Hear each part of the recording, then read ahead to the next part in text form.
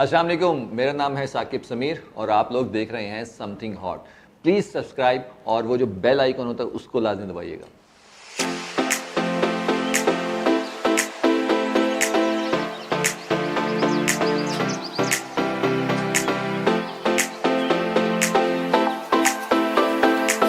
अस्सलाम वालेकुम, this is heart to hot. My name is Hasan Chaudhry. You tune into something hot. मेरे सामने एक बड़ी ज़बरदस्त शख्सियत बैठे हुए हैं। शायद मेरी तरह आप लोगों का भी उनसे तारुफ अभी रिसेंटली हुआ हो, शायद आप लोगों ने उनका पिछला वर्क फॉलो किया हो, मुझे नहीं पता, मैंने नहीं किया। इट इज़ वेरी अनफॉर्चुनेट कि कुछ ऐसे एक्टर्स को हम अपनी जब टीवी स्क्रीन के ऊपर देखते हैं और उनकी ज़बरदस्त परफॉर्मेंस से बहुत इंप्रेस होते हैं, तो हमें लगता है कि वाह वाह वाह वाह यार, ये देखो हमने नया टैलेंट एक्सप्लोर कर लिया, हमने नया टैलेंट ढूंढ लिया। बट इन मोस्ट केसेस हमें ये पता ही नहीं होता कि वो जो टैलेंट हमने एक्सप्लोर किया वो पता नहीं कितने सालों से एक्सप्लोर हुआ बैठा है, कितना उसने हार्डवर्क किया हुआ है, कितना उसने काम किया हुआ है, और हम अपनी वो जो 1.5 इंच की मस्जिद है उसी में बैठ के समझ रहे होते हैं वाह वाह वाह, हमने उस एक्टर की तारीफ कर दी या हमने उस एक्टर को उसके काम को एक्नॉलेज कर दिया, ये हमने किसी एक्टर पे बहुत बड़ा एहसान कर दिया। आज इस पूरे मौजू के ऊपर बात होगी बिकॉज मेरे साथ एक बहुत टैलेंटेड इंसान मौजूद हैं जिन्होंने बेतहाशा काम ऑलरेडी कर लिया हुआ है, बट क्योंकि उनका ड्रामा और उनकी परफॉर्मेंस अब हमारी नज़रों में आई, इसलिए हमने भी उनको अभी बुलाया और आप लोग भी उनके इंटरव्यू की रिक्वेस्ट अभी करना शुरू हैं। मेरे साथ मौजूद हैं the very good looking, the very talented Saqib Sameer. अस्सलाम वालेकुम साकिब। वालेकुम अस्सलाम, कैसे हैं आप? मैं ठीक हूँ सर, आप कैसे हैं? अल्हम्दुलिल्लाह ठीक। सर, मेरा इंटरव्यू का जो इंट्रोडक्शन था थोड़ा सा तल्ख था, लेकिन मेरे ख्याल में सच्चा था, क्या कहेंगे आप? इससे ज़्यादा इतनी तलखियाँ झेल चुके हैं हम, तो ये बहुत मीठा लग रहा था मुझे। वाकई बिल्कुल बिल्कुल। साकिब को ऑब्वियसली आप लोग देख रहे हैं इस वक्त रकीब से में रफ़ीक अली के रोल में, रफ़ीक अली, और साथ साथ अभी इस हफ्ते खुदा और मोहब्बत की जो किस्त आई उसमें दिलावर के रूप में भी हमने आपको देखा जी। बट आपका इंट्रोडक्शन ना रफ़ीक अली है रकीब से में वो कैरेक्टर, और ना ही दिलावर इन खुदा और मोहब्बत। आप बहुत लंबे अरसे से थिएटर से मुंसलिक हैं जी। आपने एक फिल्म लिखी जो बहुत सारे लोगों ने देखी होगी, लेकिन शायद उसके राइटर को उनको पता ना हो, मेहरू निसा वी लव यू। जी जी। तो अब ओवर टू यू साकिब, ऐसा क्यों है दैट जब एक एक्टर का कोई एक ड्रामा नजरों में आता है या उसकी परफॉर्मेंस नजरों में आती है तो लोगों को लगता है कि यार वाह वाह वाह वाह वाह वाह, क्या जबरदस्त एक्टर इंट्रोड्यूस हुआ है, but nobody is aware of the hard work and the effort that has gone into becoming into reaching that stage. मेरे ख्याल से इसमें कोई इतनी, मैं ये नहीं कहूँगा बुरा मनाने वाली कोई बात नहीं है। स्ट्रगल जो होती है ना, वो होती ही स्ट्रगल के लिए है। वो अगर किसी ने नहीं देखी आपकी स्ट्रगल या कोई उससे अनजान है तो उसमें कोई मसला नहीं है, लेकिन जिसकी स्ट्रगल होती है उसके लिए वो बहुत ज़रूरी पार्ट होता है। क्योंकि अगर दुनिया में हम चीज़ देखें ना, जो मैंने थोड़ा सा सीखा है अपने बड़ों से, सिर्फ स्ट्रगल ही चीज़ है। जो वो प्रोसेस है ना कोई चीज़ हासिल करने का, वही प्रोसेस है। आपने पहली गाड़ी जो लेनी थी ना, उस गाड़ी को पैसे जमा करने में जो स्ट्रगल थी ना, वही थी। गाड़ी आ गई, अब रोज़ाना चला रहे हैं, सब ठीक है। जो वो प्रोसेस है ना, असल प्रोसेस वही होता है। या हम एग्ज़ाम की जो तैयारी करते हैं, जो एक साल है ना, असल वो होता है। एग्ज़ाम हो गया, उसका रिजल्ट जो भी आया वो एक अलग बात है, लेकिन वो प्रोसेस है। तो ये स्ट्रगल जो है ना, वो प्रोसेस है। इसको इंजॉय भी करना चाहिए और इसी को ही 100% रखना चाहिए।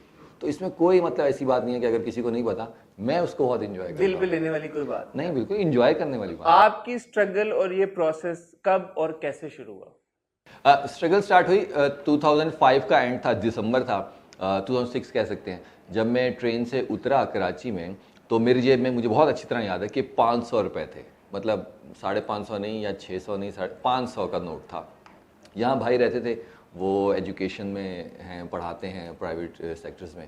कहना है ऐड, आप एमबीए करने आए थे? जी, मैं एमबीए करने आया था 2005 में। जो 500 रुपए आपकी जेब में थे, बेसिकली आप आए एमबीए करने। जी, वो भाई ने कहा था क्योंकि एमबीए अच्छा होता है तो वो आके करो यहाँ से। मैंने बैचलर किया था कंप्यूटर में इसलिए किया था क्योंकि कंप्यूटर का टाइम था। वो जैसे हमारे एजुकेशन का सिस्टम है कि जो चीज़ ज़्यादा अहम है या जो चीज़ उस वक्त ज़्यादा चल रही है, सब वही कर लेते हैं। तो वही सिस्टम चल रहा था। तो यहाँ एमबीए के लिए भाई ने बुलाया कि यहाँ से एमबीए कर लो, ज़रा वैल्यू बेहतर है, तो उसके लिए आया था। लेकिन वो एक होता ना, दिल में था कि अच्छा ये काम भी, लेकिन हमेशा था कि सीख के कुछ करना है। क्योंकि मैंने बचपन से सुना हुआ था कि जो पीटीवी का स्टेशन होता है, उसके बाहर जो है वो लाइनें लगती हैं सुबह से रात तक। जिसको चांस मिल जाए वो अंदर चला जाता है, जिसको ना मिले फिर वापस चले जाते हैं, और रोज़ाना ये प्रोसेस चलता है। तो मुझे लगता है यार ये थोड़ा अजीब सा है, अजीब सा। वो मैं अक्सर जगह पे कोट करता हूँ कि जो हम मिडिल क्लास होते हैं ना, उनका ये बड़ा मसला होता है, उन्हें अजीब बहुत लगता है हर काम में। तो वो एक वो चीज़ सारी चीज़ थी कि अजीब लगता है कि लाइन में खड़े हों फिर अंदर ना जा सकें। तो इसलिए था कि नहीं, कुछ सीख के पढ़ के, लेकिन तब तक कुछ पता नहीं था कि कोई एकेडमी है या नहीं है। तो तब तक आपको एक्टिंग का शौक हमेशा से था? वो अंदर जबान से नहीं बोल सकते था। मतलब जो मेरी फैमिली है वो, मतलब भावलपुर एक छोटा सा शहर है जिसमें आप भावलपुर से आए? मैं भावलपुर से। हमारा हीरो यहाँ से कराची से हमने भावलपुर भेजा खुदा और मोहब्बत में, ये वाला हीरो हमारा भावलपुर से कराची आया। यही कुछ होता है, असल जो होता है वो ड्रामे से बिल्कुल उलट होता है। तो मेरी फैमिली मतलब कोई बैकग्राउंड ऐसा नहीं कि कोई भी मतलब दूर दूर तक 7 नस्लों में कोई मीडिया से या किसी चीज़ से रिलेटेड हो, बिल्कुल भी नहीं। तो वो कहना नहीं कह नहीं सकते थे कि एक्टिंग करनी है या कुछ, क्योंकि वो था कि एक्टिंग मतलब ये तो टीवी पे देखने की चीज़ होती है, ये करने वाली बात कहाँ से आ गई। तो इसलिए वो बिल्कुल नहीं कह सकता। कराची में मैं ऐसे टीवी देख रहा था तो उस वक्त पता चला कि ज़िया मोइनुद्दीन साहब ने कोई एकेडमी खोली है और उसका जिक्र हो रहा था कि चलो पाकिस्तान में भी एक्टिंग पढ़ाना शुरू कर रहे हैं, अच्छी बात है।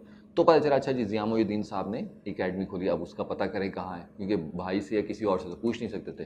तो ऐसी ग्रॉसरी की शॉप पे एक हमारे सीनियर एक्टर हैं अकबर सुबहानी साहब, तो उनको मैंने देखा। तो वो वही था कि मैं इनके पास जाऊँगा तो अजीब सा लगेगा कि वो इनके पास रोज़ाना ही बंदे आते होंगे। तो मैं काफ़ी दूर खड़ा हो गया, मैंने कहा सर अस्सलाम वालेकुम सर, मैं आपको तंग नहीं कर रहा, मुझे सिर्फ ये बता दें वो एकेडमी खुली है यहाँ कोई, अगर आपको पता हो कहाँ है वो। तो बहुत अच्छे हैं, नहीं इधर आए, कहाँ से आए हो, क्या हाथ मेरा है, अच्छा। उनके हाँ वो एकेडमी ज़िया मोइनुद्दीन साहब ने खोली है, मैं गया तो नहीं हूँ, लेकिन वो आर्ट्स काउंसिल के सामने खोली है, नापा के नाम से, तो वो है। तो मैं कहा चलें ठीक है। अब मुझे पता चल गया अच्छा जी आर्ट्स काउंसिल का मैं किसी को कह सकता हूँ, पर उसके सामने होगी एकेडमी। अब मैंने बसों वाले से पूछना शुरू किया कि आर्ट्स काउंसिल कौन सी बस जाती है, आर्ट्स काउंसिल, वो काफ़ी दिन लग गए, नहीं पता चला। फिर किसी और जगह से जाके पूछा, किसी और बस स्टॉप से, तो वहाँ से पता चला चलिए शाहीन कॉम्प्लेक्स पे एक बस वहाँ जाती है, तो वहाँ से आप रोड पे जा सकते हैं। तो वहाँ मैं वहाँ उतरा और उस रोड पे आया, आके पूछा आर्ट्स काउंसिल, उनके ये आर्ट्स काउंसिल में कैसे, ये अगर आर्ट्स काउंसिल है तो फिर ये नैपा होगा। फिर मैं नैपा में गया उन दिनों, क्योंकि काम वो MBA में ना 6 महीने बाकी थे एडमिशन में, तो वो जॉब स्टार्ट कर दी। दिस इज आल्सो 2006 जब आप आए? 5 का एंड था, दिसंबर चल रहा था। आते साथ ही मतलब ये हो गया? हाँ अच्छा। हाँ, क्योंकि जैसे मैं, क्योंकि काम तो था नहीं, बैठा हुआ था, तो वो भाई ने कहा जॉब शुरू कर दो, जॉब शुरू कर दो। तो रात को बैठ के टीवी देखता था, तो उसमें देखो ऐसे पता चला कि ये है, तो वो था। तो सुस्त तो कभी अल्लाह का शुक्र है रहा नहीं मैं। तो ऐसे ही में कुछ चीज़ें आ गई थी। तो वहाँ मैं पहुँचा और उन दिनों में जॉब कर रहा था, तो जॉब 5 बजे ख़त्म होती तो फ़ौरन वहाँ भागा। और जॉब तो जो थी 5,500 हज़ार की जॉब थी और टेली कम्युनिकेशन की एक कंपनी थी उसमें। तो वो आज बात से बात आ जाती है, जब मैंने जॉब स्टार्ट की, जब मैंने एक्टिंग से भी कुछ नहीं था, जॉब स्टार्ट की वो एज ए कंप्यूटर जो मैंने बैचलर किया था उस पर थी, तो वो 9 to 5 वाली जॉब थी। तो वो बेहतरीन, आप टेबल थी, कंप्यूटर था। वहाँ मैं 1 दिन 2 दिन 3 दिन मुझे लगा मैं मर जाऊँगा, बीमार नहीं होऊंगा, पागल नहीं होऊंगा, मैं मर जाऊँगा कि मैं सुबह आऊँ और कंप्यूटर पे काम करता रहूँ और फिर लंच टाइम हो, फिर लंच करूं और फिर काम करता रहूं और फिर जो है वो 5 बज जाएं और सब घर चले जाएं। मैं क्या मैं मर जाऊंगा ऐसा। और मैं साथ आस पास लोगों को देखता था, लोग खुश थे, 9 to 5 में खुश थे। मैं कहती कैसे खुश हैं, मतलब आते हैं काम करते हैं और फिर घर चले जाते हैं, फिर आते हैं फिर काम करते हैं फिर घर चले जाते हैं, फिर मैं कह ये खुश हैं कि उनको पता है ऐसे ही होता है। और उसमें वो झूठ बोल रहे हैं सुबह से रात तक। अब मतलब बाद में कुछ पता लगा कि वो जो बॉस थे, जाहिर बता हर जगह बॉस होते हैं, अब वो अगर वो देख रहे हो तो माजरत चाहता हूँ, वो अंदर हैं। और क्योंकि टेली कम्युनिकेशन वो जो फ़ोन बहुत लगते थे ना, उस पर उसकी कंपनी थी और वो जाहिर तो उसमें मसले हो जाते थे, लेट हो जाता था, कार्ड्स के मसले, तो वो लोग लड़ने के लिए आते थे। और जो बाहर होते थे उनका आपका काम ये है कि आपने बॉस के पास नहीं भेजना इनको। मैंने कहा ये कैसा काम है? मुझे तो बचा रहा था कंप्यूटर। उनका नहीं, आपकी जॉब ये है कि कोई भी अगर गुस्से में आता है तो आपने बॉस तक नहीं पहुंचते देना, आपने उसको हैंडल करना है। उनके मतलब काम उन्होंने किया है, हैंडल में कैसे करूं? लेकिन एक तरह से आपके मतलब की जॉब थी कि आपने एक्टिंग ही करनी। हाँ, लेकिन वो ये थी कि मैं सच बोल रहा हूँ सर, तब झूठ बोलना था। मैं प्ले करता हूँ, सबको बताया करता हूँ ना कि देखिए मैं ये नहीं हूँ, मैं ड्रामा कर रहा हूँ और झूठ बोल रहा हूँ। वहाँ सच बोल के वहाँ कस्में खानी पड़ती थी। तो वो मुझे लगा कि ये मतलब मैं यहाँ का नहीं हूँ, बाकी सब लोग थे वो खुश थे। तो खैर ये वो था, लेकिन तब मुझे पता नहीं था कि मैंने ये काम करना है। तो नैपा पहुंचा, वहाँ जाके पूछा ऐसे ऐसे, और उन्होंने कहा जी अभी तो पिछले साल ही स्टार्ट हुआ था, अब दिसंबर है तो जनवरी में जो है ना वो दाखिले होंगे दो नेक्स्ट के, तो उसमें आप आके ट्राई कर लें। तो उन्होंने प्रॉस्पेक्टस दिया, पहली दफ़ा मेरे हाथ में स्क्रिप्ट आया कि अच्छा स्क्रिप्ट ऐसा होता है। तो वो स्क्रिप्ट लेके मैं घर गया। फिर जब भाई और भाभी सो जाते थे रात को 2-3 बजे, फिर मैं उठ के पढ़ता था, क्योंकि किसी के सामने कैसे पढ़ सकता हूँ स्क्रिप्ट। तो वो उठ के बैठ में याद करता था। तो उसमें कोई अकबर का एक मोनोलॉग था, वो मैंने याद किया क्योंकि मुगल आज़म देखी हुई थी। उसके अलावा थे शेक्सपियर के थे, हैमलेट के थे, मैकबेथ के थे, इब्सन के थे। तो वो पता नहीं था कौन है क्या है, लेकिन वो अकबर याद था कि हाँ भाई मुगल आज़म में जैसे होता है, तो वो याद रट लिया। वो बात जब वहाँ गया, अब जाहिर था मैं बहावलपुर से आया हुआ, शलवार कमीज़ मांग निकाली हुई उस टाइप से। तो जब मैं ऑडिशन के लिए गया, जो डेट थी, तो उन्होंने कहा जी आप सामने बैठे हैं रूम में, अभी आपको बुलाएंगे। नापा के लिए भी ऑडिशन थे? जी, एडमिशन के लिए ऑडिशन थे। अच्छा जी। आई बिलीव कि बहुत सारे लोगों को शायद नहीं पता होगा इस बात जी का। जी, एक ऑडिशन होता था और वो 3 दिन ऑडिशन था, और लेकिन रोज़ाना 150-200 लोग थे, क्योंकि नया बना था तो पाकिस्तान से हर जगह से आ रहे थे। और फिर वो बना ही इसलिए था कि वो वहाँ कमाने के लिए नहीं था, वो सिखाने के लिए था, तो इसलिए उसकी फीसिस भी इतनी ज़्यादा नहीं थी, वो मिडिल क्लास लोग भी आ सकते थे। तो वहाँ जब मैं अंदर रूम में गया, तो वहाँ तो मतलब कोई बर्गर है, कोई स्पाइक्स है, कोई चेन्स हैं, कोई कलर बाल हैं, मतलब ज्वेलरी वगैरह है। तो वो तो मैं देख के अजीब सा हो गया, मतलब। तो मैं कॉर्नर पे जाके बैठ गया उनके। अब वो सब रिहर्सल कर रहे थे कि हाँ कॉन्फिडेंट होगा, ज़रा अंदर जाएंगे तो मैं कहते नहीं वो बस मैं याद करके आया हूँ बस वो। तो इससे पहले मैं इस माहौल में नहीं, मतलब कहने वाली बात नहीं है, लेकिन मैं नैपा में दाखिल हुआ, इस बात पे मैं परेशान हो गया कि लड़की ने आके हाथ मिला लिया। ये मैं इस माहौल से आया था, बहावलपुर के एक छोटा सा शहर। तो वो बिल्कुल मेरे लिए बहुत बिल्कुल आउट जगह थी कि ऐसे इतना इतना कहाँ से होता है।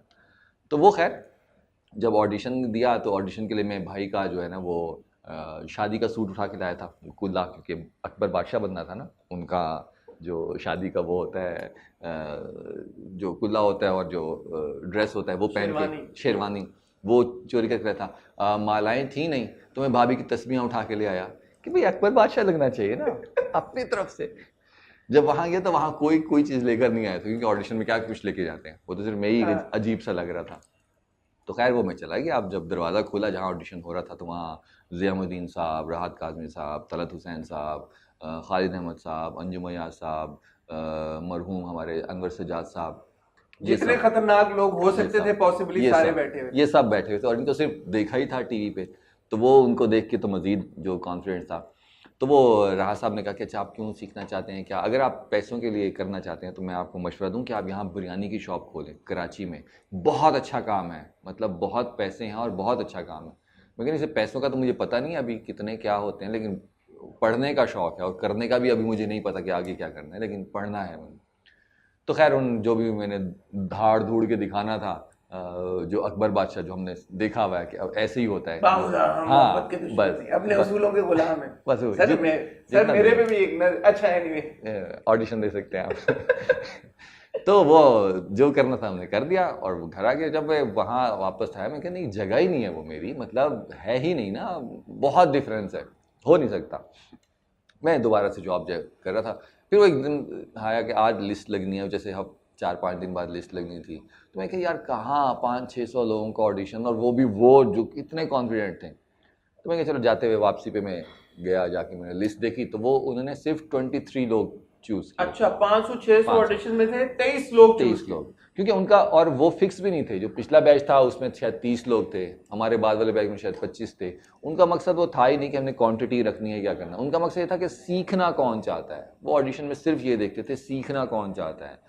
तो वो जो उनकी नज़र थी, तो वो 23 में से जो है 8वां नंबर मेरा था। तो फिर मैंने जाके पूछा, तो उन्होंने कहा हाँ वो हो गया है, अब फीस जमा कराएं और सारा कुछ करें। तो वो था कि अब 5,000 रुपये चाहिए था जमा कराने के लिए। अब फिर भाई को बताना लाजमी था। तो फिर जब भाई को बताया तो वो जाहिर बात है जो अच्छा फीस 5,000 रुपये, हाँ ट्राइमेस्टर, एक ट्राइमेस्टर 3 महीने की उस वक्त 2006 में। अब शायद थोड़ी सी बढ़ गई हो, क्योंकि वो मकसद ये था कि वो पैसे, उन पैसों से कुछ नहीं होता जो स्टूडेंट के पैसे आते हैं, क्योंकि 5,000 की फीस क्योंकि जो उस पर खर्चा हो रहा होता है, जो हॉल का खर्चा होता है, जो डेली का खर्चा होता है, जो बिल्डिंग का रेंट है, जो टीचर्स हैं उनकी जो फीसिस हैं, और फिर हर जो प्ले करते हैं हम उसमें जो खर्चे आते हैं वो बहुत ज़्यादा है। प्रॉप्स, कॉस्ट्यूम्स, इतनी सारी बहुत ज़्यादा है। तो वो खर्चा जो उनको एड आती है वो उनसे पूरा होता है। लेकिन ये एक फ़ीस रखी हुई थी ताकि जो आ रहा है पढ़ने के लिए उसको हो कि मैं फ़ीस दे रहा हूँ और पढ़ रहा हूँ। अगर वो फ्री कर देंगे तो वो अहमियत वैसी नहीं रहेगी, तो इसलिए उन्होंने एक मिनिमम फ़ीस, नॉमिनल एक अमाउंट, बिल्कुल। तो लेकिन वो मेरे लिए 5,000 एक अमाउंट थी उस वक्त। ठीक है। तो वो फिर भाई को बताया और भाई ने वही जो, क्योंकि मेरे भाई हैं डबल मास्टर मैथ में और कंप्यूटर साइंस में, माशाल्लाह। तो वो पढ़ाकू जैसे होते हैं और मैं बिल्कुल एक अलग सा। तो वो काफ़ी मसले मसाइल हुए क्योंकि मैं वहाँ भाग में क्या कहूँगा, मतलब साकिब क्या कर रहा है वहाँ, ये है वो है। तो वो सारा कुछ करते करते मैंने उनसे इस बात पे रजामंद किया क्योंकि अच्छा अभी 6 महीने हैं ना MBA में, मैं 3 महीने पढ़ लेता हूँ, फिर मैं छोड़ दूंगा, मेरा शौक भी पूरा हो जाएगा और फिर मैं कर लूँगा। तो ये कह के वो चुप करके माने। फिर वो था कि जब रोज़ाना वहाँ हम जा रहा था, मैं वापस आके बताता आज ये पढ़ा, आज ये किया, ये किया। फिर वो बात करने में भी आपको थोड़ा सा तब्दीली आना शुरू हो जाती है। तो वो उन्हें देखा अच्छा बुक्स भी हैं, अच्छा ये भी है, अच्छा ये पढ़ रहा है, आज ये बता रहा है, तो उनका कोई बुरी चीज़ तो नहीं पढ़ रहा, ऐसी चीज़ तो नहीं है। तो वो फिर आहिस्ता आहिस्ता फिर 3 महीने बाद मैंने फिर एक और का कहा, फिर और का कहा। तो वो इस तरीके से फिर वो जब वो परफॉर्मेंस देखने के लिए आए जैसे होती थी, तो वो एक होता है ना भाई, क्योंकि वो बाप की जगह है मेरे, तो वो जब देखा कि अच्छा जी परफॉर्मेंस हो रही है, अच्छा ये लोग ताली भी बजा रहे हैं, अच्छा मतलब अप्रिशिएट भी कर रहे हैं, तो मतलब बुरा काम नहीं है। तो वो फिर आहिस्ता आहिस्ता जो है वो ख़ानदान। लेकिन शुरू में ऐसा हुआ कि जब मामू ने भावलपुर में पूछा कि वो साकिब वहाँ क्या कर रहा है, तो उन्होंने कहा वो मिरासी बन रहा है। ये एक नॉर्मल सी चीज़ है। तो लेकिन अब है कि अब सब देखते हैं, अप्रिशिएट करते हैं। 2006 में जो कि नापा का सेकंड बैच था, सेकंड बैच, उसका आप हिस्सा बने। बिल्कुल। MBA फिर परसू किया या नहीं? फिर नहीं कर सका क्योंकि जाहिर बात है, क्योंकि वहाँ पूरा दिन गुजारना पड़ता था, शाम तक जो एकेडमी का टाइम होता था, उसके बाद रिहर्सल्स वगैरह सारा कुछ होता था, वो पूरा माहौल ही वैसा था, तो फिर वो टाइम मिल नहीं सका। मुझे वैसे MBA से ज़्यादा साइकोलॉजी पढ़ने का शौक था, उसका मैंने पता किया था, लेकिन उन्होंने कहा वो क्योंकि आपने बैचलर में नहीं पढ़ी तो इसलिए आप उसमें मास्टर नहीं कर सकते। तो ये कितना एक प्रोग्राम नापा का था, 1 साल का? 3 ईयर। 3 years? 3 ईयर्स। सो ठीक है, तो 6, 7 एंड देन 8। जी। 2008 में आप 8 ग्रेजुएट? के एंड में। 8 के एंड में आप ग्रेजुएट किए। जी। ये 3 साल कुछ ऑन द साइड कुछ प्रोजेक्ट्स का हिस्सा बने, हुआ कुछ किया, या बस वो 3 साल पूरे आपने नापा को डेडिकेट? परमिशन नहीं थी कि जब आप पढ़ रहे हैं, जब आप सीख रहे हैं, तो आप बाहर काम ना करें क्योंकि एक कच्चापन होगा। हो सकता है आप काम करें कि नैपा से आया है, वो काम वैसा ना हो तो नैपा का नाम भी ख़राब हो सकता है और आपका नाम भी ख़राब होगा कि ये तो आप वो समझ रहे हैं कि पढ़ के आया और आप वैसे नहीं हैं। तो वो था कि 3 साल बाद ही आप एक्टिंग स्टार्ट करें। लेकिन 2 साल तो कुछ नहीं किया, लेकिन तीसरे साल में हमने राइटिंग स्टार्ट कर दी थी। एक सिटकॉम था, वो लिखना शुरू कर दिया था रात में बैठ के कि थोड़े से पैसे आना शुरू हो जाएं, तो वो एक काम था। लेकिन एक्टिंग जो है वो नैपा के बाद ही स्टार्ट की। तो साकिब 2008 में आप ग्रेजुएट किए और 2008 से लेके 2021 13 साल, अगर हाँ मेरी मैथ सही है, 13 साल आपको हो गए। ये जो 13 साल का पीरियड है जिसमें अब जाके 2021 में मैंने, एंड ये मेरी इग्नोरेंस है कि मैंने पहली बार आपको रकीब से में देखा और अब शायद बहुत सारे लोगों ने आपको खुदा और मोहब्बत में देखा, क्योंकि रकीब से भी कम लोग देख रहे हैं, खुदा और मोहब्बत ज्यादा लोग देख रहे हैं। What was this 13-year period like? Have you been working continuously? I know मैंने अपनी थोड़ी बहुत रिसर्च की है, मुझे पता आपने बहुत थिएटर किया, बट आपके ये 13 साल कैसे गुजरे? ज़्यादा मैंने थिएटर किया नैपा से आने के बाद ही। नैपा से जैसे ही निकला तो मुझे एक प्ले बॉम्बे ड्रीम्स के नाम से शाह शराबी, जिस तरह मैं ज़िया मोइनुद्दीन साहब को मानता हूँ थिएटर में अपना उस्ताद और बहुत कुछ उस्ताद से ज़्यादा, इसी तरह थिएटर में जो है वो शाह शराबी टीचर और बहुत कुछ। तो मैंने ज़्यादा थिएटर किया। फिर अनवर साहब जो लिखते हैं क्या कहते हैं, अनवर मकसूद का धरना अगर वो हो तो वो चीज़, दावर के साथ कुछ और प्लेज, और जावेद सईदी, मतलब ये शेक्सपियरियन थिएटर जो हमने नैपा में पढ़ा, उसके अलावा जो मॉडर्न थिएटर है, कमर्शियल थिएटर है, वो मैंने ज़्यादा किया। कराची में, लाहौर में, इस्लामाबाद में जैसे होता था। तो उसमें मसला ये था कि उसमें सिर्फ उन्हीं लोगों को पता चलता था जो थिएटर देखना चाहते हैं, जो थिएटर देखने के लिए आते हैं, बस वही देखते थे, उनको पता था।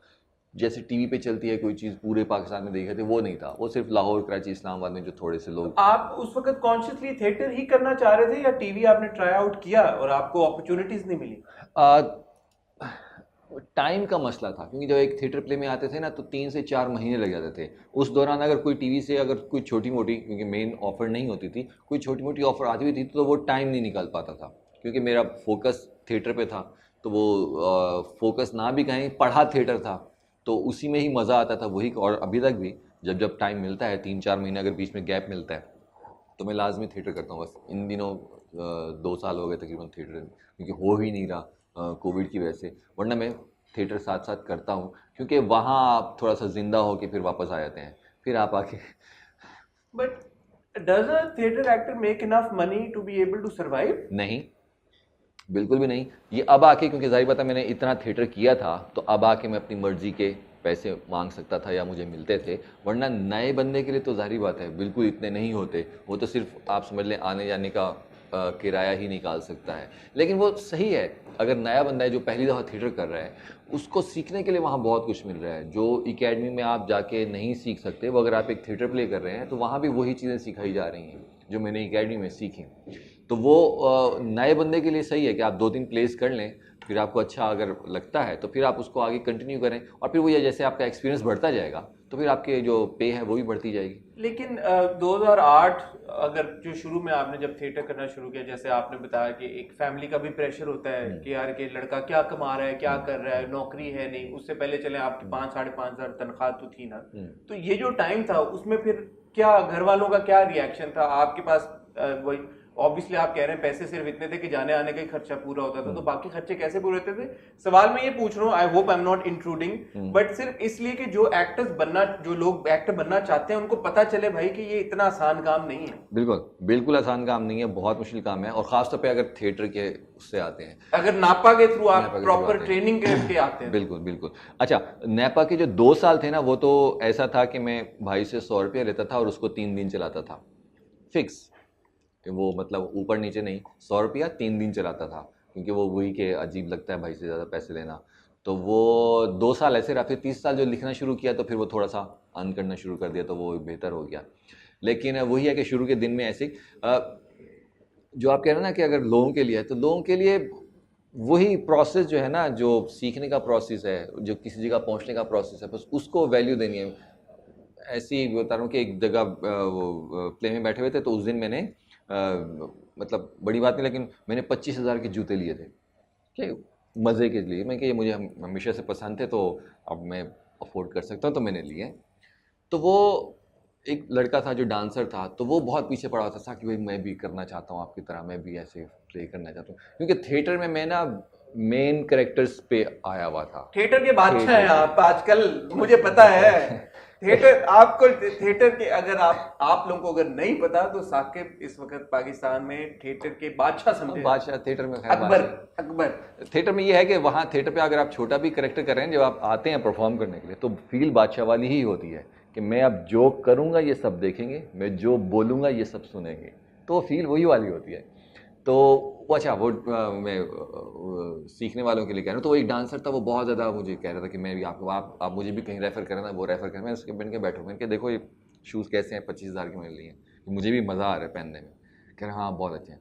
मैं कहा जब मैं सीख रहा था, जब मैं कर रहा था, तो मैं भाभी के साथ एक बाज़ार में जा रहा था, तो एक शॉप थी छोटी सी, तो मैंने वहाँ मैंने भाभी को मैं शूज़ ले दूँ, तो मैंने शूज़ लिए एक नॉर्मल से सस्ते से 400-500 रुपये के, और मैंने वहीं पहन लिए, और जो मैंने पहने हुए थे वहीं रख दिए। तो भाभी ने कहा वो तो उठा लो मत, तो मैंने उनको दिखाया, तो उसके नीचे सुराख हुआ हुआ था।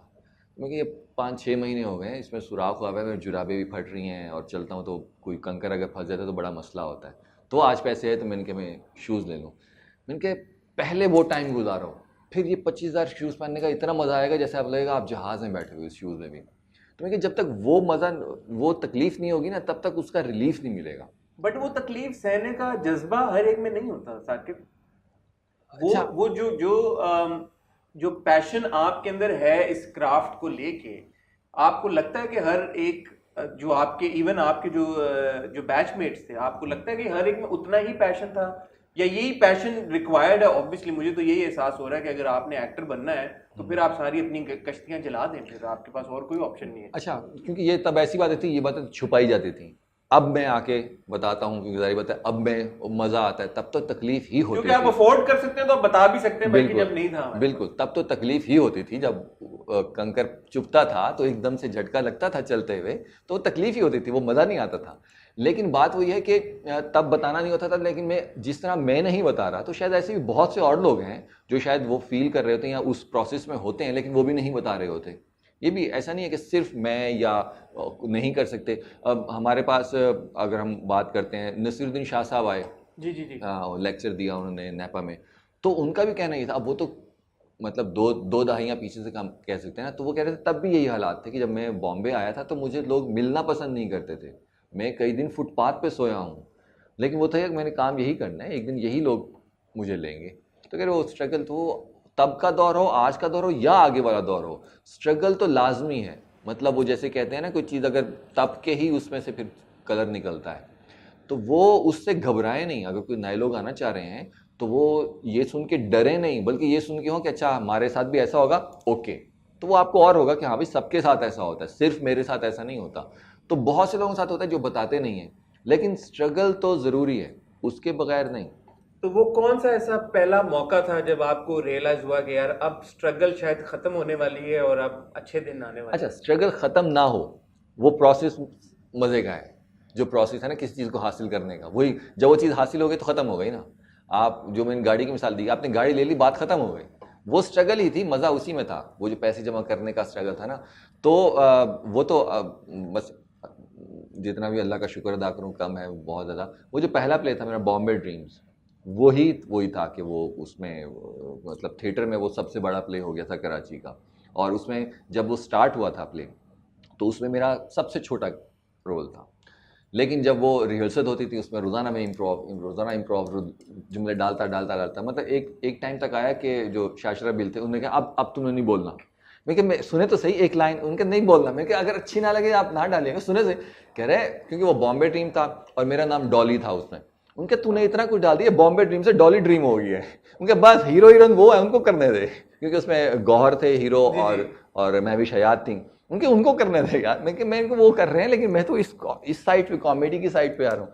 तो वो इतना मतलब बड़ा कैरेक्टर हो गया था।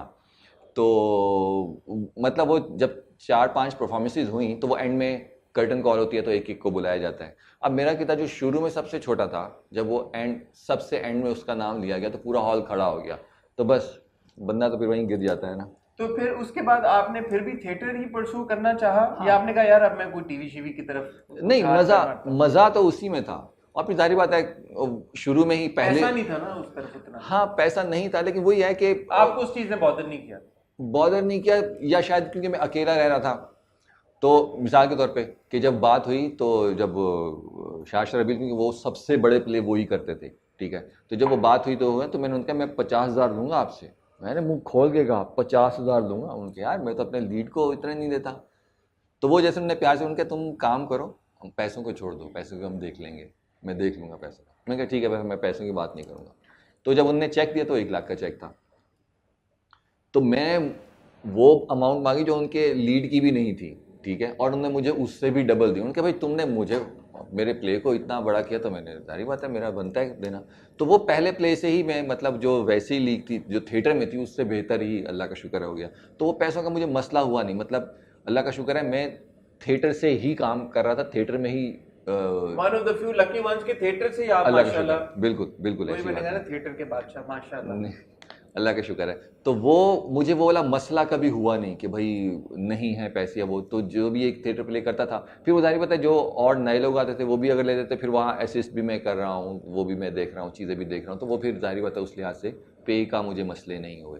तो मुझे आपकी बातों से अंदाजा हो रहा है, क्योंकि मुझे ये पता भी आपने महरूद निसा वी लव यू लिखी है, तो ये लिखने की तरफ आपका जो इंटरेस्ट था ये हमेशा से था एक्टिंग के साथ साथ? ये स्किल कब डेवलप हुई? आज डेट क्या है? आज है 20 मार्च 20 मार्च तक मुझे कोई इंटरेस्ट नहीं है लिखने में। 20 मार्च हो गई आज, नहीं है मुझे लिखने में। मतलब जब मैं तो एक बंदे को इंटरेस्ट ना, फिल्म कैसे लिख लेता वो? मैं बता रहा हूँ, लिखने का जब प्रोजेक्ट मिला होता है ना, जब मुझे दे दिया जाता है कि लिखना है, ठीक है ना, अब वो रात में ही बैठ के लिखता हूँ, तो वो ये होता है। फिर मैं देखता हूँ तो वो कोई अगर आके मुझे देख ले, वो क्या कहते हैं नशा टूट रहा है इसका, कुछ हो रहा है।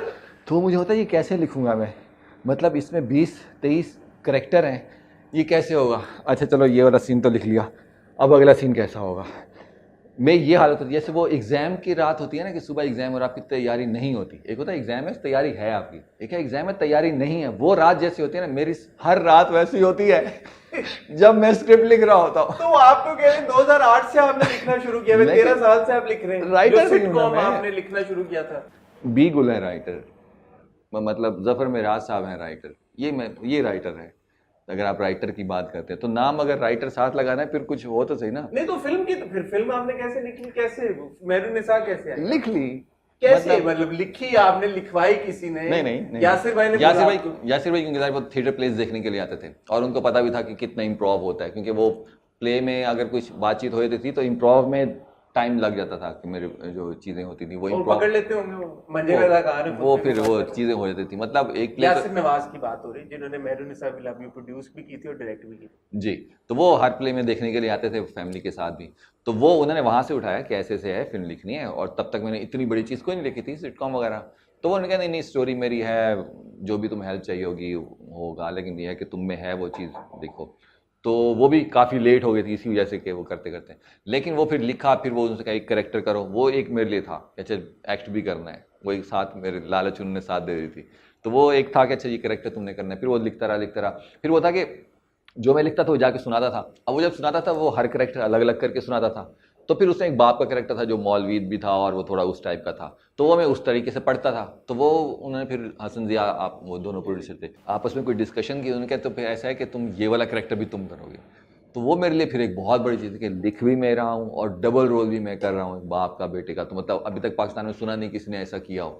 तो वो फिर मेरे लिए एक बहुत बड़ी चीज़ थी, तो फिर इसलिए बैठना पड़ा, करना पड़ा और अल्लाह का शुक्र। जबरदस्ती यानी कि किया?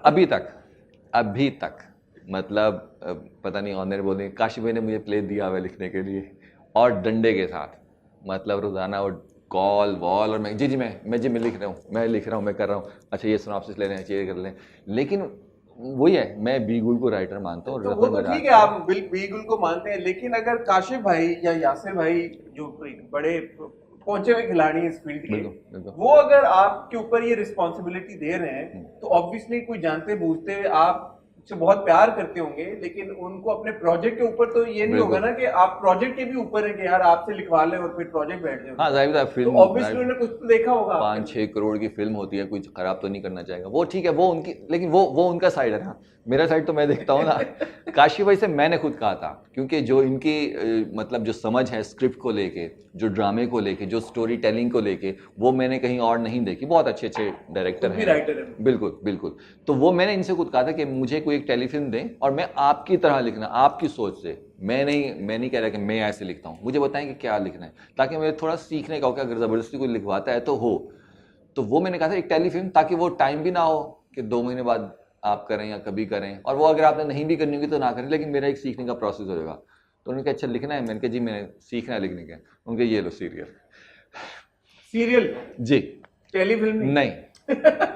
मैंने कहा मुझे नहर में तैरना सिखा दे, थोड़ा सा तैरा के। उनके समंदर में डुबकी मारो। मैंने कहा मैंने नहर में तैरना है, नहर में से इतने पानी। वो कह रहे नहीं, समंदर में आओ, जब समंदर में नहा लोगे ना फिर दरिया और स्विमिंग पूल मसले मसाइल नहीं होंगे।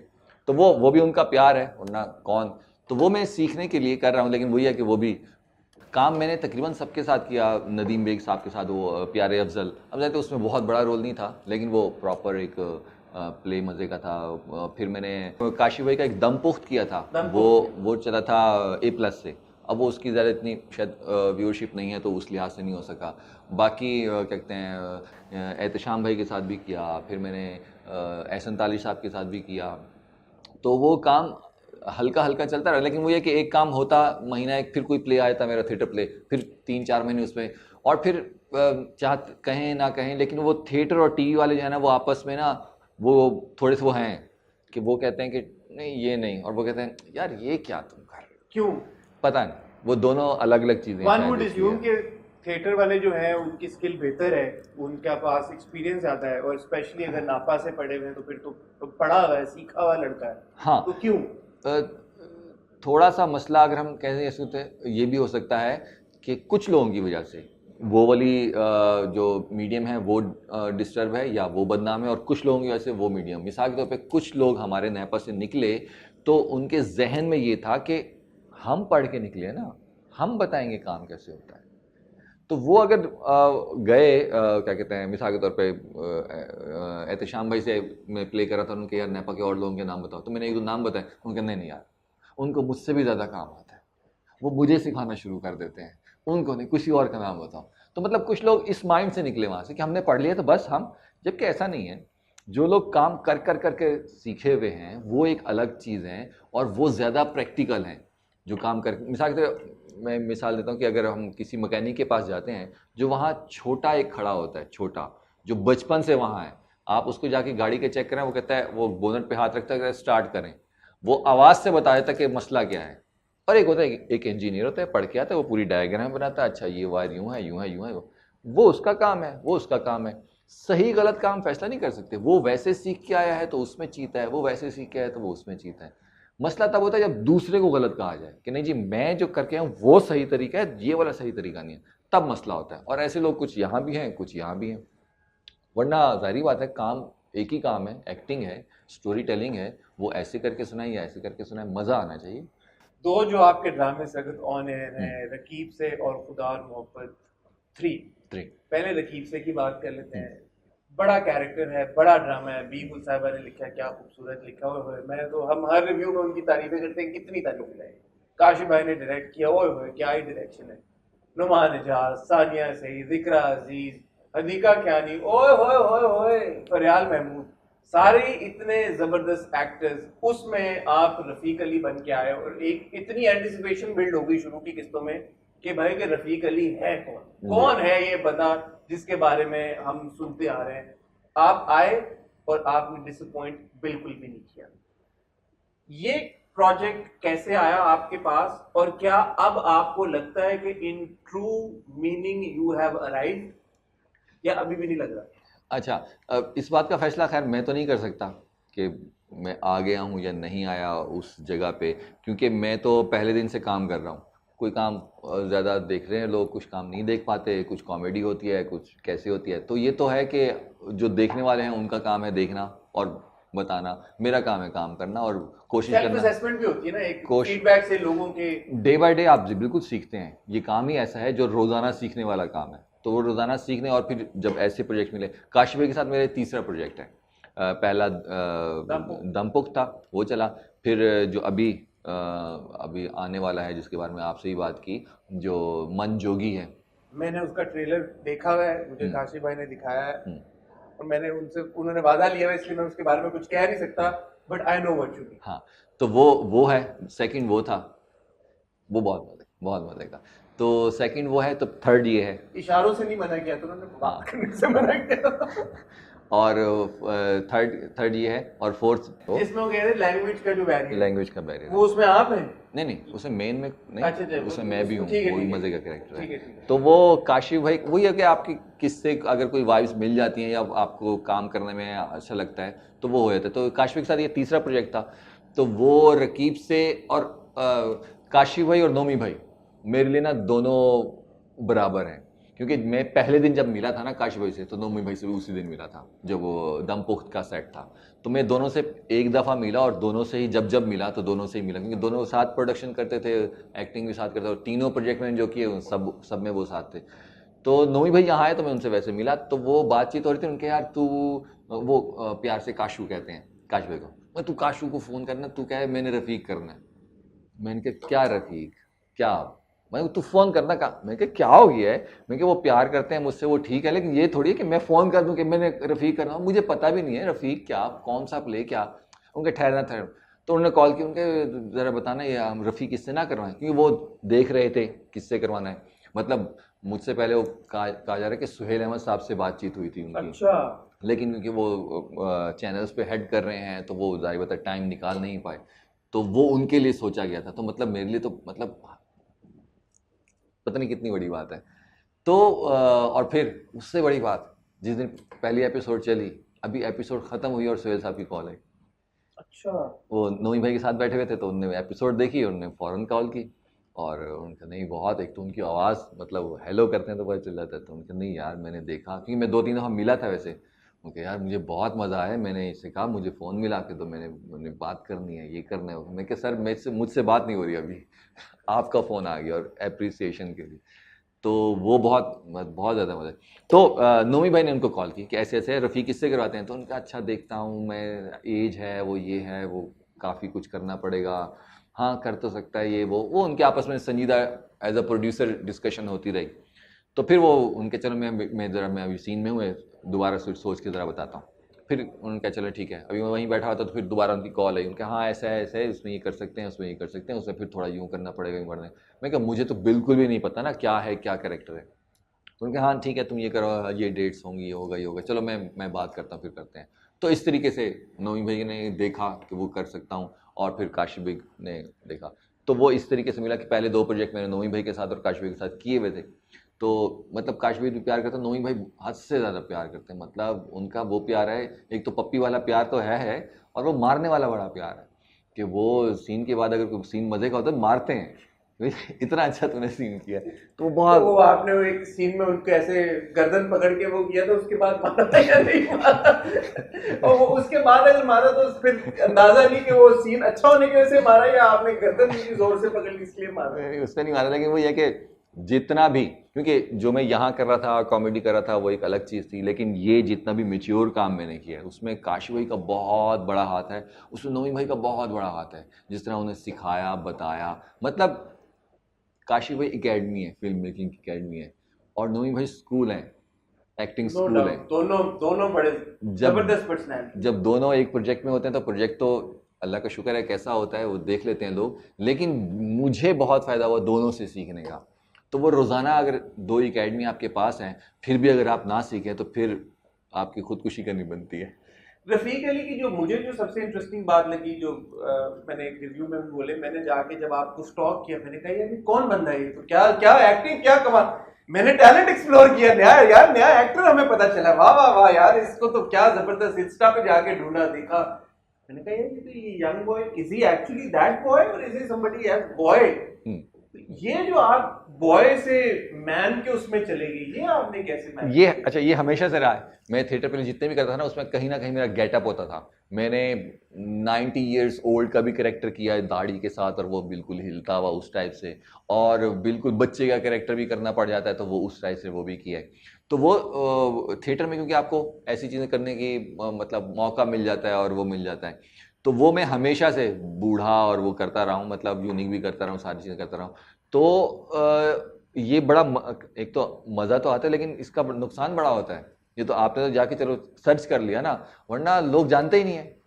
लोगों ने कई मेरे थिएटर प्ले देखे, और जब मैं मेकअप साफ करके ऑडियंस में आया तो कोई मिल ही नहीं रहा मुझसे जो छोटे छोटे रोल थे उसको सब मिल रहे हैं, मुझे कोई नहीं मिला जिसका मेन था। तो फिर वो डायरेक्टर आता था, बोलते यार इसको पहचाना, नहीं नहीं ये वो, ओ आप थे, तो फिर वो मिलता था, क्योंकि वो गेटअप होता था या दाढ़ी होती थी या कुछ होता था। तो ये हमेशा से रहा है मेरे साथ कि वो मेरे ख्याल नहीं में अभी पहचानते। भी बहुत कुछ लोगों को मुश्किल हो ये जानना कि ये जो बंदा सामने बैठा हुआ है ये एक्चुअली रफीक अली है। रफीक अली वल शफीक अली कोई डायलॉग बोल के सुना दे, लोगों को यकीन आ जाए। वो मतलब एक तो खैर डायलॉग मुझे वो याद नहीं रहते, क्योंकि उस वक्त एक दफ़ा पढ़ूँ मुझे हो जाता है, लेकिन बाद में आते वो था ना जो शुरू में वो, क्योंकि वो बार बार देखा तो इसलिए याद आ गया कि रफीक अली वल्द शफीक अली, बहुत बड़ा जंगली हूँ मैं, नाले मरद भी गुस्से वाला, गुस्सा आ जाए ना फिर दिमाग जो है ना वो पंबीरी की तरह पहुंच जाता है, मरने मारने पे आ जाता हूँ मैं। वैसे ये जो शर्ट पहनी हुई है ये किन्ने की मिल जाती है शहर में।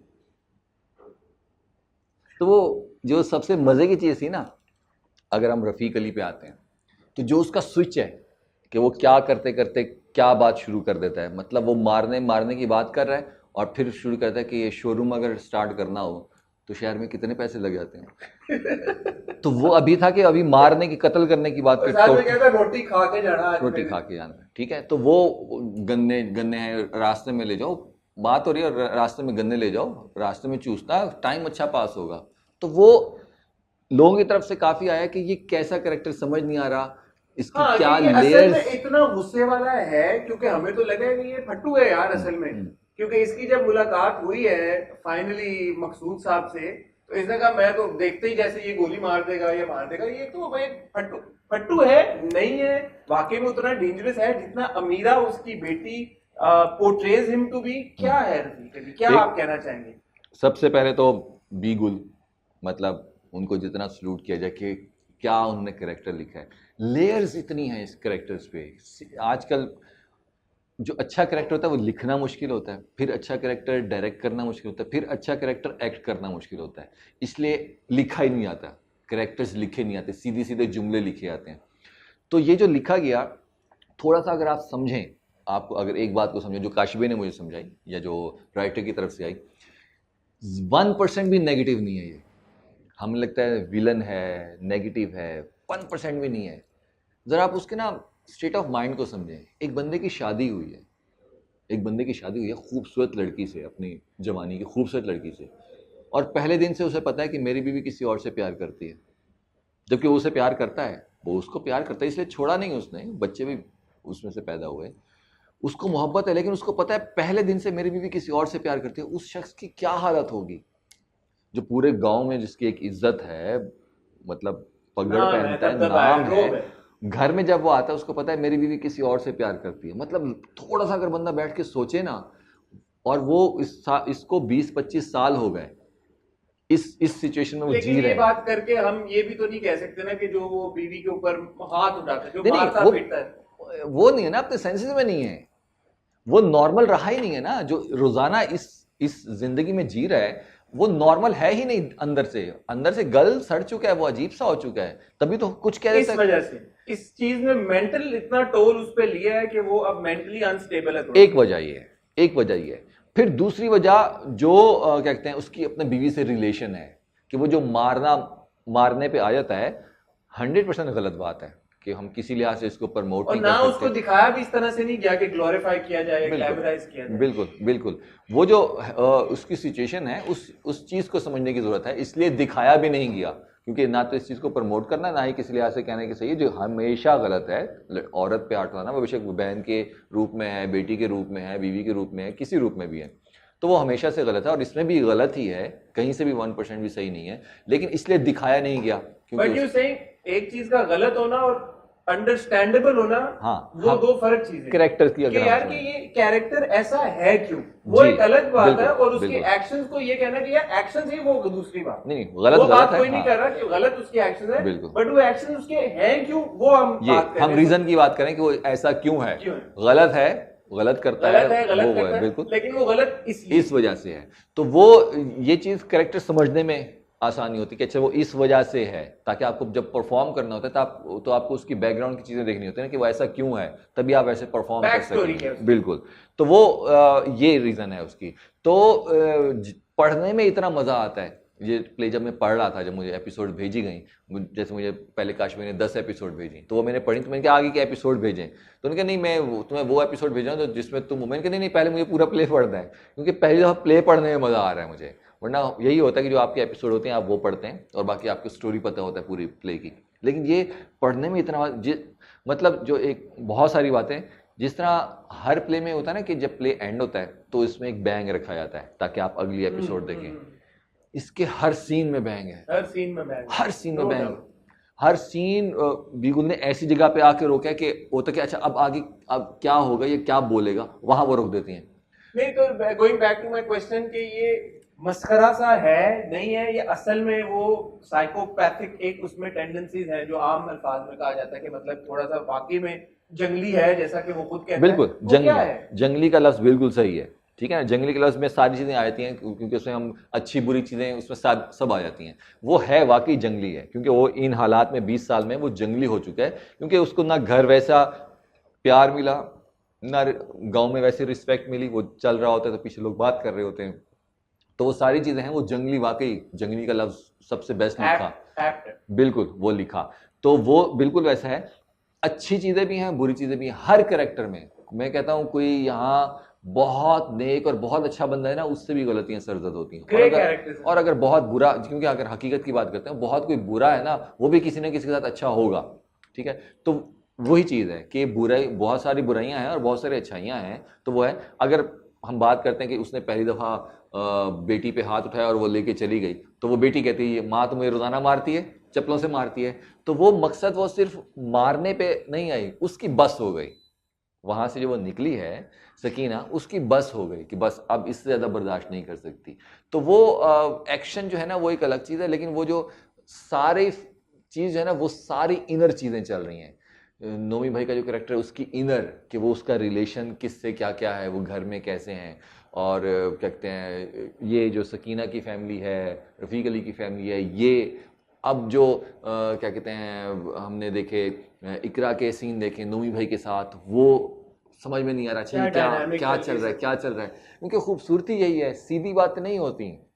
आपसे कह दिया कि ये उठा के यहाँ रख दें, ये उठा के यहाँ, मतलब इसमें कोई स्टोरी नहीं हो सकती ना। पैदा हुए, सब कुछ अच्छा हुआ, शादी हुई, बच्चे हुए, सब खुश खुश रह रहे हैं, ये ड्रामा नहीं है ना। इसमें ड्रामा में तो कुछ ना कुछ आएगा ना, कॉन्फ्लिक्ट आएगा तभी वो होगा। और बीगुल ने जो लिखा है वो हर करेक्टर में कॉन्फ्लिक्ट है। एक करेक्टर कहीं किसी के साथ अच्छा लग रहा है, वो दूसरे के साथ अजीब सा लग रहा है। तो वो मजा ही तब आता है जब उसमें उसकी लेयर्स होती हैं। और मतलब पता नहीं कैसे लिखा है, जो मैं कहता हूँ मैं राइटर नहीं, पता नहीं कैसे लिखते हैं। What should viewers expect from Raqib से आगे चल के? क्या आप रिवील करना चाहेंगे या बताना चाहेंगे या कुछ मैसेज देना चाहेंगे जो लोग बड़े शौक से देख रहे हैं कि क्या एक्सपेक्ट करें आगे, इन पर्टिकुलरली रफीक अली से? देखें, एक तो मजीद इसकी अभी लेयर्स खुलेंगी। अभी जाहिर बात है मैं स्टोरी नहीं बनाता, स्टोरी नहीं बता रहा, अभी काफ़ी कुछ होना बाकी है।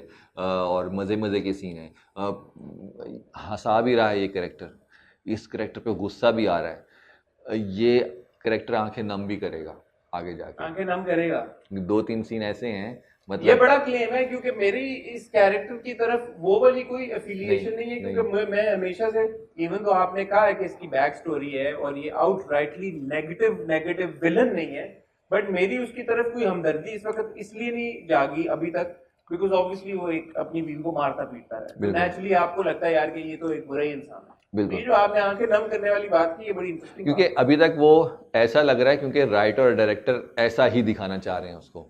तो आगे जाके जब राइटर ने चाहा है कि इसको ये वाला इसका पहलू भी दिखाया जाए, तो वो वाला पहलू भी है। मतलब एक सीन ऐसा हुआ कि जिसमें रोना था, और वो मतलब वो माहौल ऐसा होता है काशबे के साथ मजाक वजाक और ये वो, और मुझे मतलब रोना नहीं हो रहा था। तो वो बार बार जो था वो कह रहा था कि मैं अच्छा इस सीन में मुझे बस ग्लिसरीन चाहिए होगी, मैं स्टैंड बाय पे रखा हुआ था। और वो हदीका जी थी और वो एक गाने का सीन भी था और वो था, तो वो नहीं हो रहा था, रोना नहीं हो रहा था, तो वो मज़ा भी नहीं आ रहा था काशबे को। तो उन्होंने कहा अच्छा एक दफ़ा दोबारा कर लेते हैं। काशबे का ये होता है मैं जैसे सीन करता हूँ काशबे को देखता हूँ, तो या तो वो देख के कहते हैं सही था, तो इसका मतलब है सही है। अगर वो किसी बात मुस्कुरा रहे होते हैं, हंस रहे होते हैं, बड़ा कमीना है तुम्हारा, तो इसका मतलब बहुत अच्छा हो गया।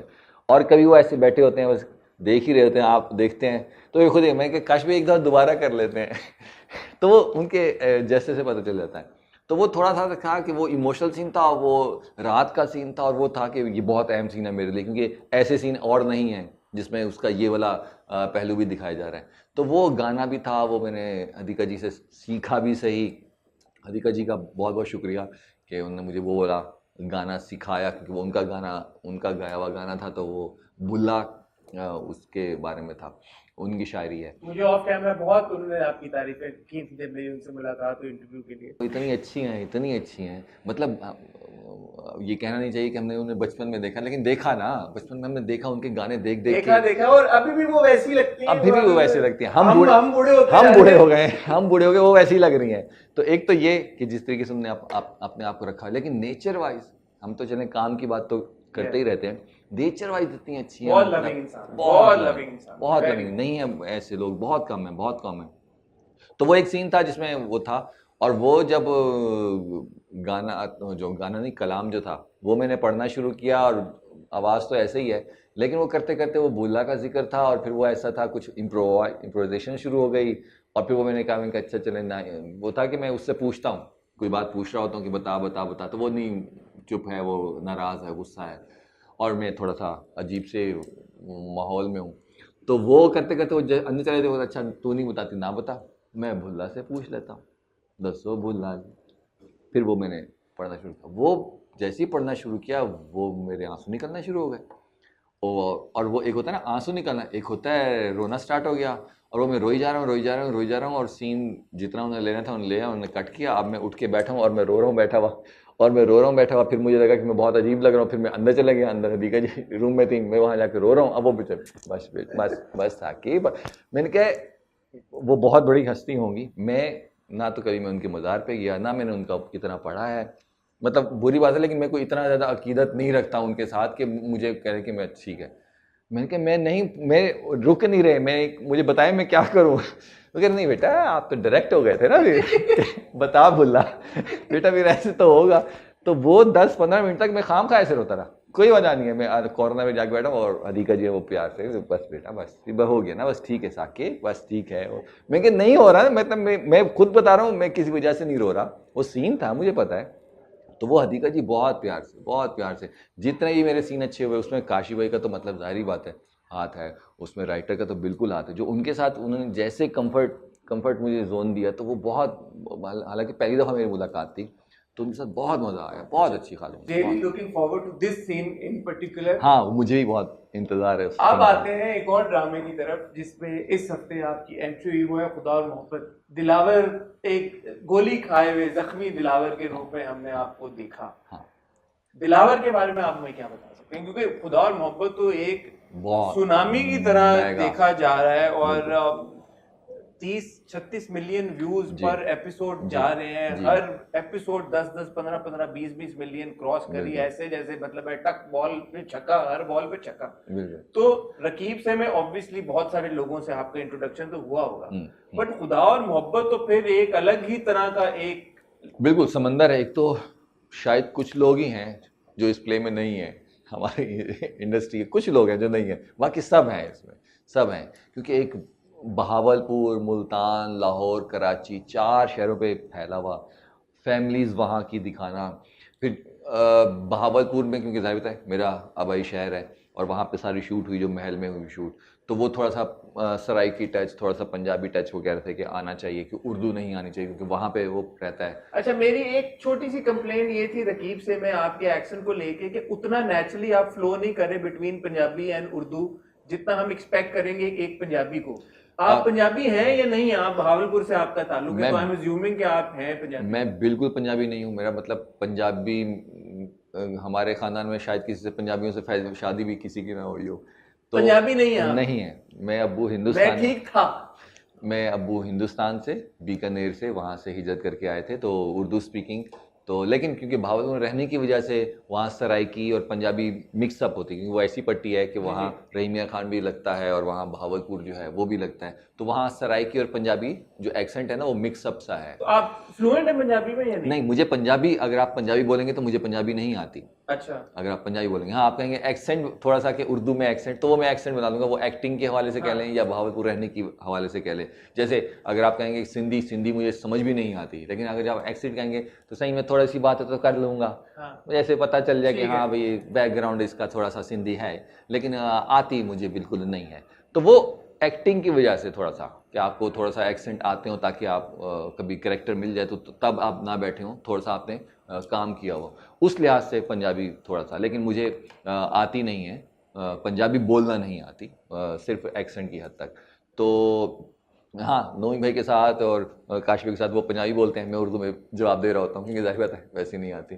तो उस लिहाज से अगर वो कोताही मेरी कोताही है कि अगर आपको फील हुआ है, मैं पूरी कोशिश करूँगा कि आइंदा जो है, बाकी इतनी अच्छी चीजें एक अच्छी से इतना कोई इतना ये, क्योंकि मैं खुद एक कट्टर पंजाबी हूँ, तो इसलिए शायद मुझे फील हुआ, मेरा नहीं ख्याल के साथ। एनीवे, बट मूविंग टू खुदा मोहब्बत, तो वो बहावलपुर की स्टोरी थी, तो इसलिए वजाहत हुसैन डायरेक्टर जो हैं बहुत बहुत मज़े के डायरेक्टर हैं। वो एक अलग टाइप के डायरेक्टर हैं, ये एक अलग टाइप के डायरेक्टर हैं। तो उन्होंने कहा, और ऐसे क्योंकि जानते थे कि बहावलपुर से हूँ, तो इसलिए वो कैरेक्टर जो है वो ऑफ़र हुआ।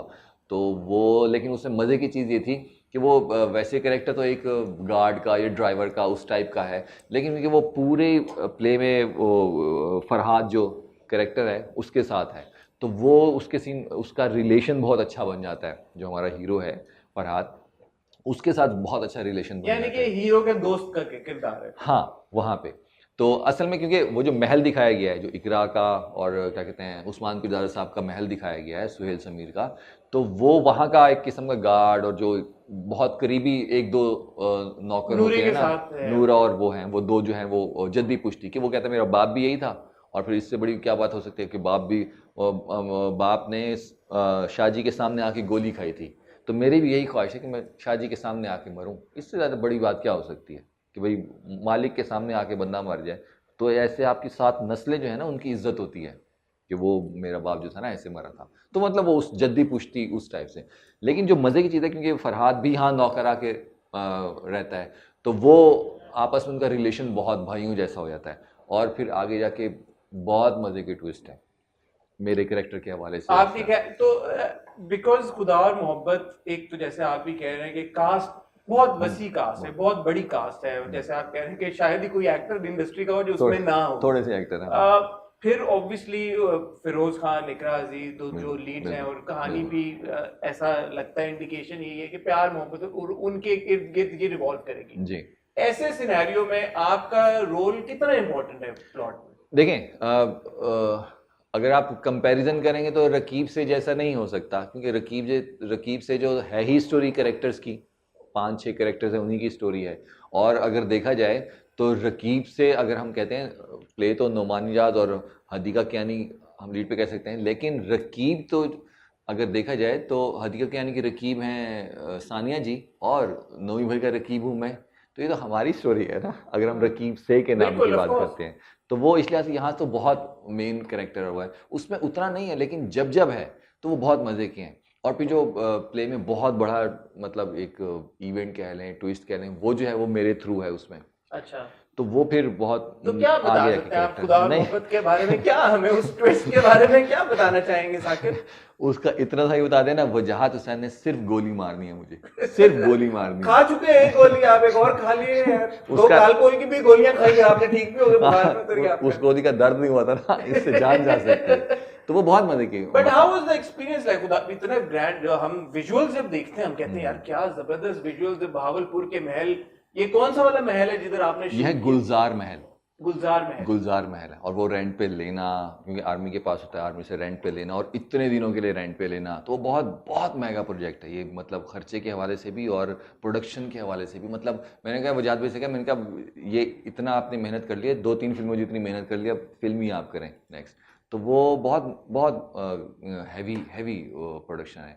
और सर्दी में शुरू हुआ, वहाँ बहुत सर्दी, मतलब भागलपुर में बहुत सर्दी होती है, तो वो सर्दी में चल रहे हैं, तो इसलिए मैंने लेदर की जैकेट, शॉल, क्योंकि जाहिर बात है कंबल में भी आप लग रहा था कि इसको सर्दी वाकई में लगी। वो असल सर्दी थी, असल मतलब जितने भी सीन थे ना जो बाहर के थे, तो वो तो हम ये खड़े होते थे, वो फिर क्या सीन, और फिर हम ये करते थे, और वो कहते थे कि आपके दांत बज रहे हैं, okay okay okay okay, feel हो रहा है दांत बज रहे हैं, वो तो मतलब इतनी सर्दी थी, और वो मतलब धुंध, और वो बाहर में बहुत ज़्यादा सर्दी होती है, वो था।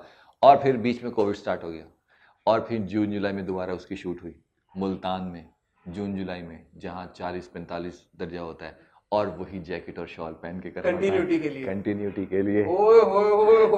और वो ये था कि जो अंदर का था वो सब गीला होता था, और जैकेट होती थी। और मैं भावलपुर में एक बार गया था, I can feel your pain. उसी मई जून में इतनी गर्मी, कमरों में बाथरूम में जाते हुए बंदे को लगता है, एहसास होता है कि भाई मैं इधर नहीं रह सकता, और जैकेट, और उसमें फिर आपको फील भी वही कराना है कि आपको सर्दी लग रही है, क्योंकि जाहिर तक कंटिन्यूटी है ना, वो तो डिस्टर्ब नहीं कर सकते।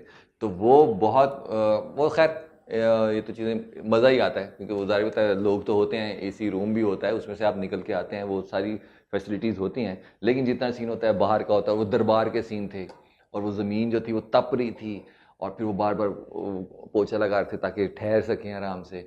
तो वो बहुत मज़ा आया, मतलब जितना बड़ा प्रोजेक्ट है ना उसको करने में, और वजाहत भाई के साथ काम करने में, वो और जितने भी एक्टर्स थे। इकरा के साथ मेरे ज़्यादा सीन नहीं थे, लेकिन थे कुछ सीन थे। फिरोज़ के साथ सारा काम था। कैसा फिरोज़ के साथ कैसा था? बहुत अच्छा, मतलब कुछ लोगों के बारे में होता है पीठ पीछे जो होती हैं कुछ बातें फैली होती हैं, तो लेकिन वो मुझे लगा था कि वो बहुत मुश्किल बंदा है, कुछ है, बहुत अच्छा बंदा। नहीं मुश्किल, बहुत अच्छा, एटीट्यूड प्रॉब्लम नहीं फिरोज़ का कोई 1% भी फील नहीं हुआ। बहुत मतलब दोस्तों के साथ मेरी पहली मुलाकात थी, पहली दफ़ा मैंने इससे काम नहीं किया, और वो हीरो था, मैं एक मेन कैरेक्टर, लेकिन बहुत अच्छा, जितने साथ टाइम भी हमने साथ गुजारा, बहुत मज़े का बंदा है, और सेंस ऑफ ह्यूमर, मजाक। हटे नहीं हुए सेट के ऊपर? नहीं, बिल्कुल भी नहीं। मतलब फिरोज़ के साथ, मेरे साथ, हमारे साथ तो नहीं, अब किसी और के साथ हो तो पता नहीं, लेकिन हमारे सामने कभी भी नहीं, क्योंकि बहावलपुर जाके रहे इतना अर्सा टाइम रहना, फिर मुल्तान, और फिर इसमें ट्रैवलिंग बहुत थी, मुल्तान बहावलपुर, लाहौर, मुल्तान बहावलपुर, तो वो हर जगह पे कभी साथ होते कभी होते, तो वो बहुत अच्छा टाइम गुजरा।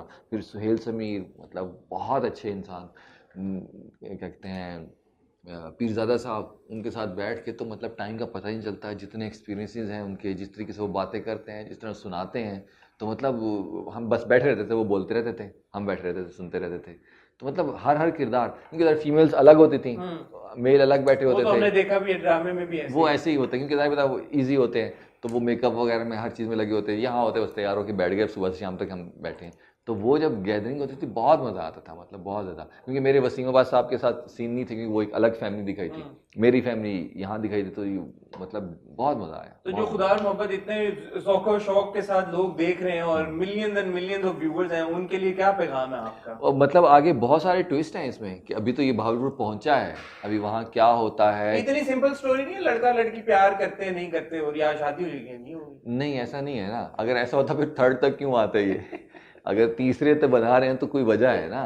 तो बहुत मजे की चीजें हैं बीच में, क्योंकि चीजें बहुत सारी फंसेंगी। आप एंड तक हमें नजर आएंगे खुदा और मोहब्बत? मैं आखिरी सीन तक नजर आऊंगा। ओए, ओए, ओए। मैं आपसे कह रहा हूँ कि बहुत कुछ है इसमें, मतलब इतना सीधा काम नहीं है जितना आपको नहीं, लग रहा है कि नहीं, सीधी नहीं, सीधी नहीं, कहानी नहीं, है। अभी तो मतलब काफी कुछ है, अभी तो शुरू भी नहीं हुई। बहावलपुर पहुंचे हैं, अब स्टोरी स्टार्ट हुई है। वो जो था ना, वो तो एक इंट्रोडक्शन था, जो कराची में थे, वो शादी वादी, वो इंट्रोडक्शन था, मतलब स्टार्ट तो अब हुई है कहानी, क्योंकि मसले मसाइल आपको देखे ना, एक बंदा जो ऐसी लड़की के घर पे आ गए, महल में आ गए, जो पर्दों में है, और वो कह रहा है मैं इससे मोहब्बत करता हूँ, शादी करता हूँ, मतलब किसी को पता चल गया मार देंगे, कत्ल कर देंगे, और पता भी नहीं चलेगा। जैसी फैमिली दिखाई है, किसी को मारना मसले वाली बात है नहीं, लेकिन ये कैसे रहता है, क्या क्या होता है। और इकरा, जिसको अभी बिल्कुल मोहब्बत नहीं है, अभी तक वो कहती है मैं तो ऐसी खेल रही थी, ये यहाँ पहुंच गया है, तभी उसको कैसे मोहब्बत होगी, इसकी मोहब्बत होगी नहीं होगी, होगी नहीं होगी, और इसकी मोहब्बत वहां तक कैसे या पहुंचेगी, होगी, जो आपने ये बोल दिया कि कैसे होगी, तो इसका मतलब देखें लव स्टोरी है, कैसे कितनी होगी वो तो बाद में चलेगा, लेकिन होगी तो सही ना, कैसे होगी अब ये देखना है। और वो जिस गेटअप से, जिस गेटअप पे जाएगा, जो पिक्चर्स हम देखी देख हैं चुके। जी हैं, वो वहां तक कैसे पहुंचेगा, वो जो नूर भाई का एक गेटअप भी हम देख रहे हैं उसमें, नूरुल हसन का, तो वहां तक कैसे पहुंचेगा, वो पूरा एक जर्नी है, पूरी एक जर्नी है कि वो कैसे होगा। तो वो आसान चीज है ही नहीं, वो ऐसा बंदा ही नहीं है कि वो दरबार पे जाने वाला बंदा हो, जो अभी अभी तक है, तो वो कैसे वहां तक पहुंचेगा, और फिर वो वहां का होके, और कैसे, बहुत बहुत lots and lots to look forward to. Saqib, thank you very much. जाते जाते अब आगे साकिब की जिंदगी में क्या है? थिएटर, मजीद टेलीविजन, राइटिंग, फिल्में, क्या? देखिए है तो सब कुछ, क्योंकि यही काम आता है, यही करना है, कोई और तो मेरी कोई शॉप है ही नहीं, कोई पंसारी की शॉप तो है ही नहीं मेरी, तो काम तो यही है, राइटिंग बिल्कुल। और ये वही है कि डे बाय डे आप सीखते जाइए, काम है ही रोजाना सीखने वाला, और ये वो काम वो है कि मैं नहीं बता सकता, ये सामने वाला ही बताएगा कैसा काम है, तो मेरा काम तो है करना।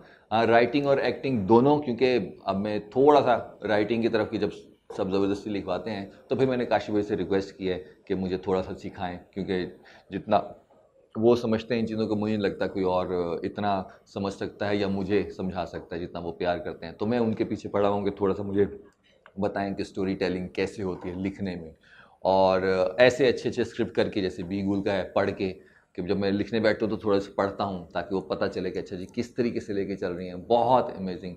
तो यही काम इंशाल्लाह चलता रहेगा, और नेक्स्ट प्रोजेक्ट में जो है वो काशी भाई का ही एक नेक्स्ट प्रोजेक्ट मनजोगी, है। और जो आप दूसरा प्रोजेक्ट वो करें, जो उन्होंने मेरे इंटरव्यू में ब्रीफली हमें बताया था, जी जी, ये उसका दो आने वाले हैं प्रोजेक्ट्स आपके? जी, मनजोगी तो पूरा शूट हो चुका, जी जी, वो तो मतलब हो आप, चुका। हम आपको, मेरे कहने का मतलब मजीद देखेंगे कब टीवी के ऊपर? वो तो Z5 पे होगा, वो तो मनजोगी वो में? मनजोगी वो अभी वो कुछ अरसे में चला जाएगा। और ये जो है इसकी शूट 1 अप्रैल से स्टार्ट है, तो ये भी लग जाएंगे, 2 महीने लग जाएंगे इसको शूट होने में, दो, और और करने अभी खुदा और मोहब्बत और में। रकीब ये से जब तो तक चल रहा है तब तक वो फिर इंशाल्लाह वो आ और जाएगा तब तक इंशाल्लाह और फिर मजीद इंशाल्लाह। और साथ साथ मेरी कोशिश होती है कि एक आध सिटकॉम करता रहूं, छोटा छोटा, तो वो भी कोई ना कोई सिटकॉम जो है वो साथ साथ बुलबुले में भी मुझे पता, मैंने देखा अक्सर, भी हाँ, आपकी अक्सर एक आते रहते आपने किया हैं। है। जी जी, वहाँ भी नबील भाई के साथ अक्सर होता रहता है, वो भी होता रहता है। ठीक हो गया, thank you very much Saqib भाई, it's been an absolute pleasure. आपका बहुत बहुत शुक्रिया, आप बहुत अच्छा काम कर रहे हैं और करते रहें, और जब जब आपको मेरी ज़रूरत पड़े, जब जब आपको लगे, मैं हाजिर हूँ, एक कॉल शुक्रिया पे, सर, एक मैसेज पे। शुक्रिया, बहुत शुक्रिया आपका। मुझे सबसे ज्यादा खुशी इस बात की हुई है कि हम अरे वो टैलेंट ढूंढा है और मैंने आपका